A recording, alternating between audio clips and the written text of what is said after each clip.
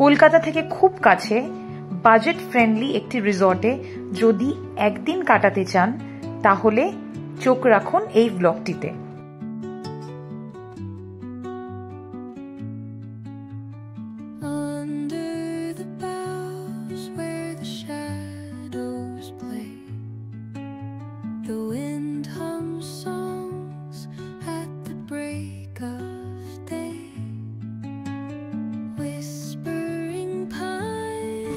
Welcome to Bawali Farmhouse.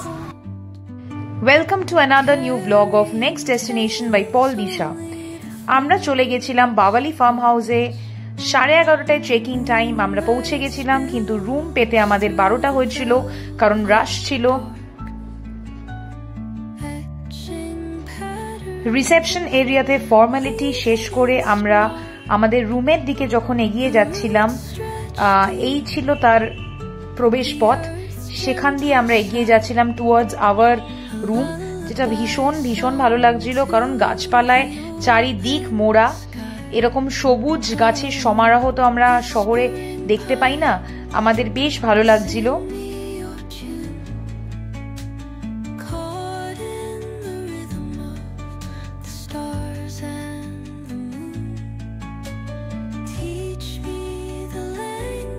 গ্রাম্য পরিবেশ, বিশাল পুকুর, এই পুকুরে বোটিংও করার যারা চাইবে তারা বোটিং করতে পারেন, সেই প্রভিশন রয়েছে। আমরা ছিলাম ট্রি হাউসে, এই পুকুরের ঠিক অপোজিটে ট্রি হাউস। এই বাওয়ালি ফার্ম হাউসের ট্রি হাউসের কথা আমি শুনেছি, দেখেওছি বহু ব্লগে, তাই আমাদের ইচ্ছা ছিল এই ট্রি হাউসে একবার থাকবো।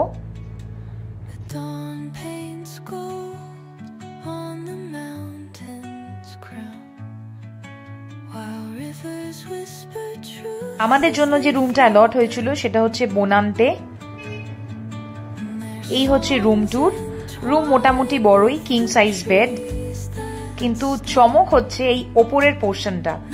আমরা আগে কখনো এরম ভাবে থাকিনি। ওপরেও একটা বেড পাতা আছে, ফ্লোরে পাতা আছে সেই বেডটা।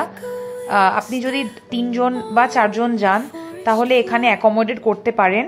তবে আমি বলবো ওপরের দিকটা এসির হাওয়াটা খুব একটা যায় না, তাই ওপরের দিকটা গরমকালে খুব একটা কমফোর্টেবল নয়।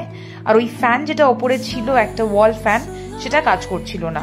আদারওয়াইজ রুম ভালোই ছিল। যা বেসিক অ্যামিনিটিস একটি রিসর্টের রুমে থাকে তা সবই ছিল।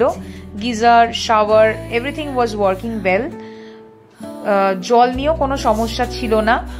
এটা হচ্ছে ওপরের পোর্শনটা। এই স্টেয়ার কেস দিয়ে উঠে ওপরের পোর্শনে আপনারা যদি 2 জন বা 3 জন যান, ওপরে বসে রিল্যাক্স করতে পারেন। বাট সিলিং খুব খুব ছোট ডিস্টেন্সটা, তাই দাঁড়িয়ে সোজাসুজি ভাবে দাঁড়ানো যাবে না। বাচ্চারা ওখানে খুব এনজয় করবে ওই জায়গাটা। আমার জুনিয়রও বেশ ওঠানামা করছিল।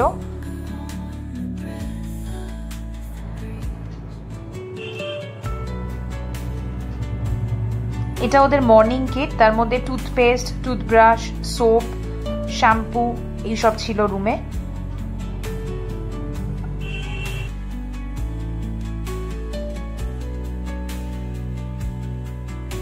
প্রকৃতির এই মনোরম দৃশ্য দেখতে আমাদের বেশ ভালো লাগছিল। এখানে বিভিন্ন বিভিন্ন কটেজ আছে, বিভিন্ন ক্যাটাগরি রুমস আছে, তো এগুলো হচ্ছে সেইগুলোই আর কি।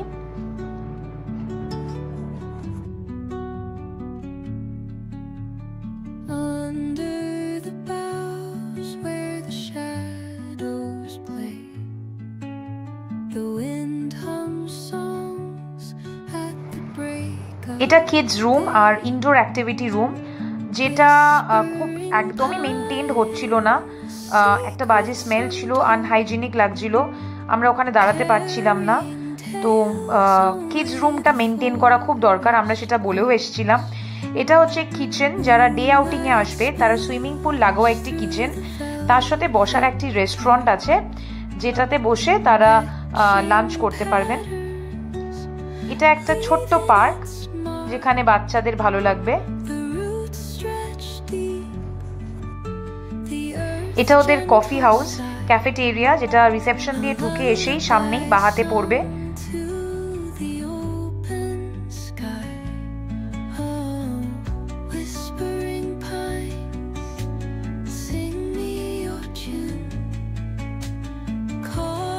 আমি বিভিন্ন কটেজের কথা বলছিলাম একটু আগে, এই অন্তর্মহলও সেই আরেকটি কটেজ। তো এখানে এর স্পেশালিটি হচ্ছে এক একটা রুমের এক একটা সুন্দর সুন্দর নাম।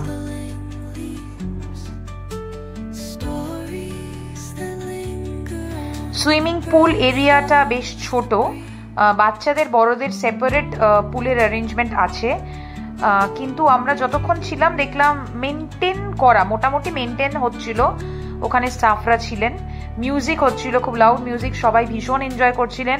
ওই সবুজ যে হাটটা আছে, এই হাটটা, সেটা হচ্ছে রেইন ড্যান্স এরিয়া।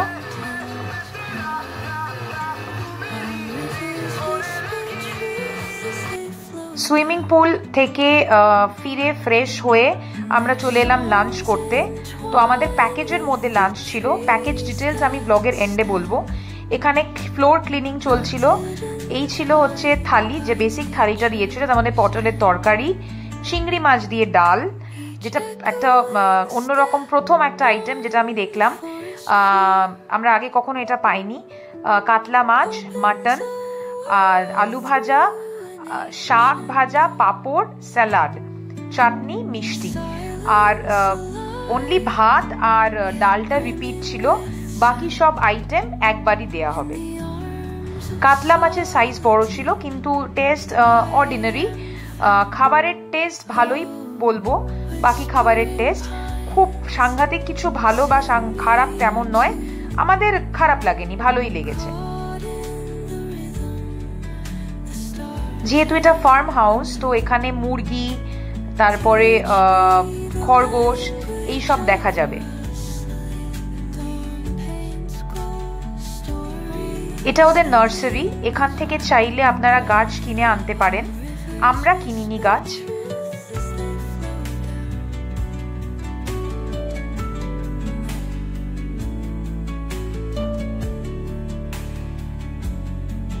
সন্ধে নামার মুখে বৃষ্টি পড়ছিল, ওখানে বসে নির্জন ভাবে বৃষ্টি, নির্জনতার মাঝখানে বৃষ্টি উপভোগ করতে দারুণ লাগছিল। শুধু বৃষ্টির আওয়াজ শোনা যাচ্ছিল, এক অনন্য অনুভূতি। বৃষ্টি থামতে আমরা চলে গেলাম ক্যাফেটেরিয়াতে, ব্লু লেগুন অর্ডার করে নিয়েছিলাম, টেস্ট ওয়াজ গুড। তারপরে এটা ওদের ওই রেস্টুরেন্ট যেখানে ডে আউটিং হয়, ওখানে কিছু জিমের ইনস্ট্রুমেন্ট রাখা ছিল, ইকুইপমেন্টস, সেরকম জিম অ্যাজ সাচ কিছু নেই।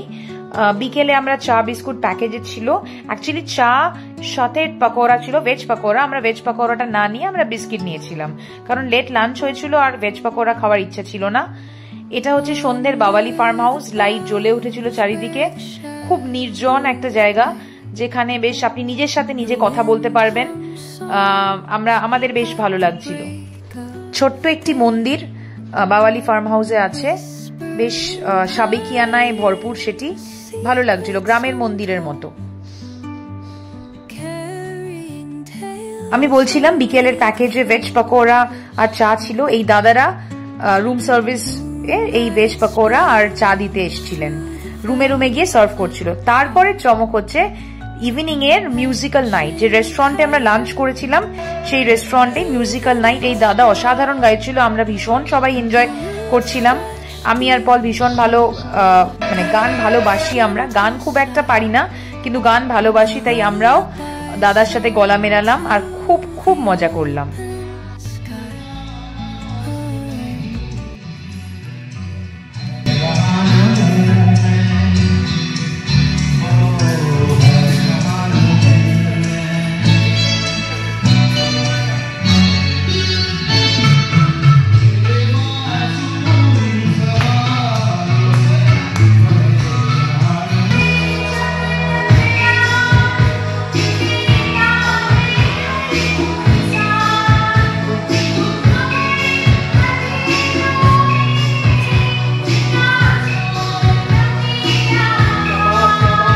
রাতের ডিনারে ওরা অপশন দিয়েছিল প্যাকেজে, তো সেই প্যাকেজ মেনুটা আমি আপনাদের ব্লগের এন্ডে অ্যাটাচ করে দেবো। আমরা নিয়ে নিয়েছিলাম চিলি চিকেন, চিকেন কষা, আলুর দম, ভেজ ফ্রাইড রাইস, চাটনি, পাঁপড়, আইসক্রিম। খাবার বেশ ভালোই ছিল। আপনারা দেখছেন রাতের বাওয়ালি ফার্ম হাউস, ভীষণ নির্জন, ঝিঝি পোকার ডাক শোনা যাচ্ছে, খুব সুন্দরভাবে লাইটিং করা আছে, বেশ ভালো লাগছে। আমরা একটা ডিনারের পরে ওয়াক নিতে বেরিয়েছি। বেশ নির্জন, ভালো লাগছে, একটা অন্যরকম ফিলিং, গা ছমছম করা ফিলিং। আমরা তো শহরে অনেক কোলাহলের মধ্যে বাস করি, একটা দিনের জন্য এখানে এসে আপনাদের বেশ ভালোই লাগবে। So far is so good. আমাদের সকাল থেকে অভিজ্ঞতা বেশ ভালোই। অনেক রিভিউ পেয়েছিলাম আমরা যে ভালো না খারাপ, কিন্তু নিজের চোখে এসে দেখলাম যে যতটা বাজে বলেছিল সেরকম কিছুই নয়, যতটা মানে প্রম্পট সার্ভিস সব কিছুই বেশ ঠিকঠাক। এই আমাদের রাতের ট্রি হাউস।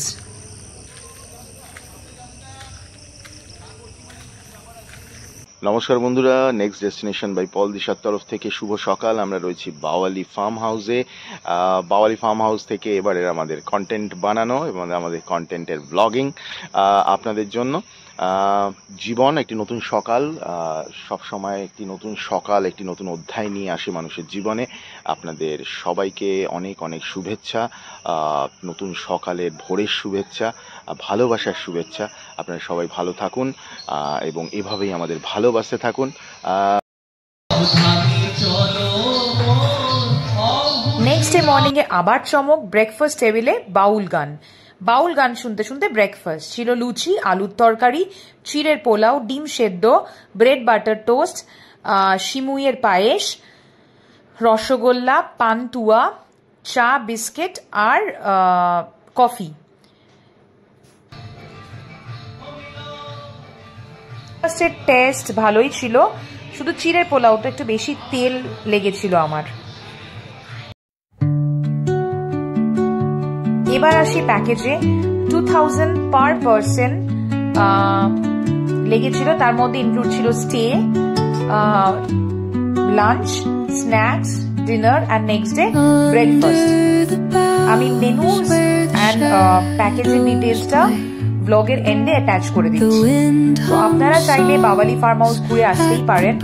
আমরা মিক্সড রিভিউ পেয়ে গেছিলাম, কিন্তু আমাদের কিন্তু বেশ ভালো লেগেছিল, বাজেট ফ্রেন্ডলি, আর স্টাফদের বিহেভিয়ার যথেষ্ট ভালো, প্রম্পট সার্ভিস, আমাদের ওভারঅল অ্যাম্বিয়েন্স সবকিছুই বেশ ভালো লেগেছিল। এই বাজেটে এত কিছু দেওয়া আর সেটা মোটামুটি কোয়ালিটিটাকে মেনটেন করে রাখা, আমার মনে হয় দে আর ডুইং গুড জব। আজকের মতো এইটুকুই, বিদায় জানালাম। ভালো থাকবেন সকলে, দেখা হচ্ছে নতুন জায়গায় নতুন একটি ব্লগ নিয়ে।